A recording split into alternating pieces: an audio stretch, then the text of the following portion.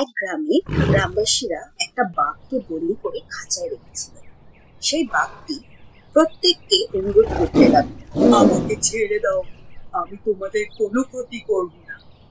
কিন্তু কেউ তাকে বিশ্বাস করল না। সেই পথ দিয়ে একজন দয়ালু মানুষ যাচ্ছিলেন। তিনি বাঘটির অবস্থা দেখলেন আর তাকে সাহায্য করার জন্য খাঁচার দরজা খুলে দিলেন।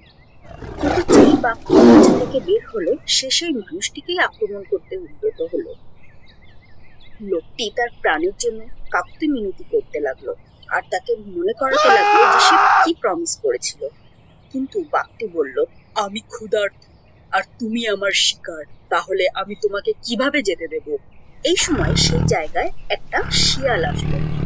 এই সমস্ত কিছু দেখে শিয়ালটি বলল, আমি কিছুতেই বিশ্বাস করতে পারছি না যে তুমি এই এত বড় বাঘ এই ছোট খাঁচার মধ্যে যেতে পারো। বাঘটি বলল, আচ্ছা, আমি তোমাকে দেখাচ্ছি আমি কিভাবে এই খাঁচায় বন্দি ছিলাম।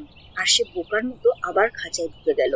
আর চালাক শিয়াল সাথে সাথে খাঁচার দরজা বন্ধ করে দিল আর সে মানুষটির সাথে সেই জায়গা ছেড়ে চলে গেল।